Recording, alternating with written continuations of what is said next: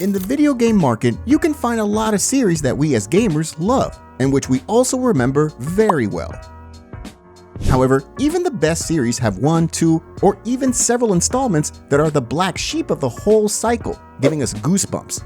The same thing applies to the GTA series. A good example of not entirely successful parts in this franchise can be the add-ons to the first Grand Theft Auto.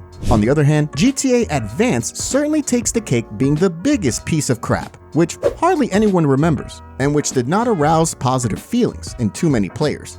You could even say that this game is a real nightmare, and probably too many people would not be offended by saying that. Grand Theft Auto Advance, as the only part of GTA, was released on Game Boy Advance on October 26, 2004, which is interestingly exactly on the same day as the release of probably the best installment of the series, GTA San Andreas. While millions of players around the world were raving about the now iconic San Andreas, which by the way showed the greatest progress in the series compared to the previous installments, well, GTA Advance tried to conquer the Game Boy Advance market. The developers, releasing these games on the same day, certainly hoped that GTA Advance would meet with a lot of interest due to the general increase in popularity of the series at the time, which was to be compounded by the release of San Andreas. While CJ's adventures were met with huge interest from players, the whole plan didn't work out as expected, because the popularity of GTA San Andreas didn't translate into increased interest in GTA Advance. Of course, some people bought GTA Advance just out of curiosity. All in all, it was logical to buy this game because of the high chances of Advance being anything but good, considering almost all the recent installments of the series. However, people who played the purchased game were rather unsatisfied. It's very possible that the main reason for the despair of the title was that the game was developed not by Rockstar North, which provided previous gems, but by Digital Eclipse. The idea itself deserves further consideration. The question arises whether, after getting the players used to the advanced mechanics for those years, which we had in such games like GTA 3 or Vice City, it is possible to get a positive effect. After all, it was known that Game Boy Advance will set many gameplay elements back, and in contrast to the parts that came out on PS2 and PC, players will experience a kind of shock, which may discourage them from continuing the game from the very beginning, and thus giving this game a chance.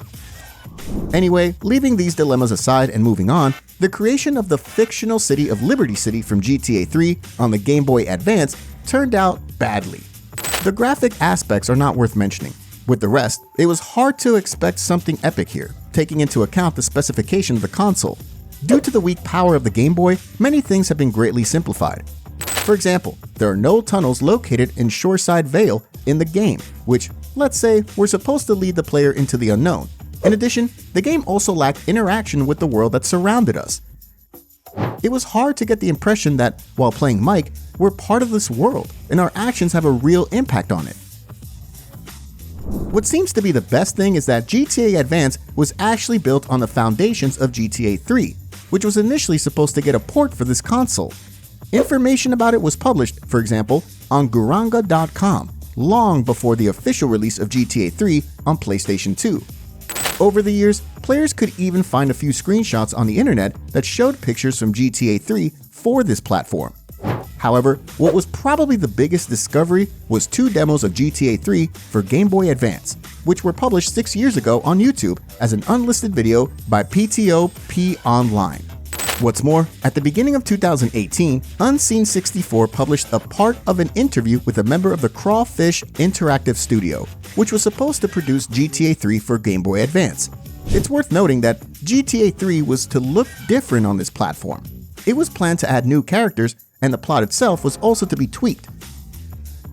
For instance, one member of the Crawfish Studio mentioned that the plan was for Claude not to be set up by the Leonis, but instead to continue working with them throughout the rest of the game. By the way, a big shout out to the user Hector the Player for sending this valuable information. Returning to the merits, another disadvantage of GTA Advance is the terrible controls. The clumsy control mode on the portable console often meant that, even in theory, these trivial missions were easy to fail, which, as you can guess, effectively took away the fun from the gameplay. Additionally, the missions themselves also left much to be desired. Most of the quests were very monotonous, and the game's storyline was not very engaging. Supposedly, a couple of threads that might interest us were introduced there, but even when we got into something, it soon turned out that something else didn't add up. And so, a nice example is the Love of Money mission, which incorrectly refers to GTA 3 and the event described in the Liberty Tree newspaper. The newspaper clearly states that the police arrested 8Ball at his apartment, where hot fat landed on his hands throughout the incident. Hence, in GTA 3, we saw 8Ball with burnt hands. In GTA Advance, 8Ball's hands get burned, but he is arrested in one of the restaurants where he meets Mike, the main character of the game.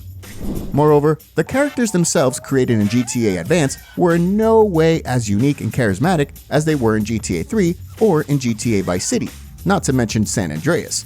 The player is unable to identify with any of these characters. Going further, the creator's use of artwork from GTA 3 was also useless in this case. And funny enough, it's safe to admit that this approach is even more rejective from this game. As a consequence, GTA Advance is certainly not a game that someone would like to replay over and over again. Indeed, it's rather rare to find an enthusiast who will want to complete it fully at least once. The sound quality is also tragic in getting good gameplay experiences.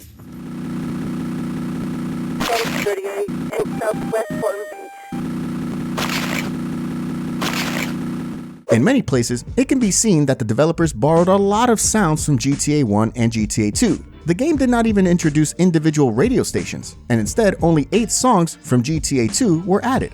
There was also no voice acting. All of these shortcomings strongly intensified negative impressions. Moving on, the next problem that GTA Advance has to deal with is screwed up optimization and numerous technical issues. While playing, we will experience various types of bugs and glitches. Another disadvantage of this game, which should actually be its advantage, is side activities. Once again, players receive a powerful injection of side missions and collectibles to look for. However, due to the not very pleasant gameplay, moving around the map in search of treasures becomes irritating, like a pain in the ass. Furthermore, GTA Advance definitely lacked any innovation. The only unusual thing is the ending of the storyline, which stands out from other parts in that the main character of the game leaves the city, which we will not experience in any other installment. To give a little joke, it can be said that the most surprising thing about GTA Advance is the diversity of opinions about the game. Some critics from gaming sites such as IGN even praise GTA Advance for the alleged improvements introduced in the context of the game shown in 2D. Another example is Game Chronicles, which gave the game an 8.8 rating. In addition, one of the editors presented his, by the way, very interesting thoughts about GTA Advance, which he expressed in the following words. If you're a sucker for pretty graphics and a rich narrative, then you had better stick with the console versions of Grand Theft Auto. But anyone looking for an excellent handheld version of the game will delight in the complexity this title has to offer. Nicely said. But is it true? It depends. If it wasn't for the PSP, released in 2005, one would agree with this statement. But when we take into account the PSP, then this statement comes under gigantic satire. Looking at the critical statements directed toward GTA Advance, there was no shortage of them. All the negative feedback was aimed at things that have already been covered in this episode. Mediocre gameplay, poorly written story, and all sorts of technical issues. Let's take a look at the statement of GameSpot, which briefly and bluntly summed up GTA Advance. Bringing the classic GTA gameplay back is a neat idea, but the execution here is weighed down by the lame story, straight-laced dialogue, and the technical issues.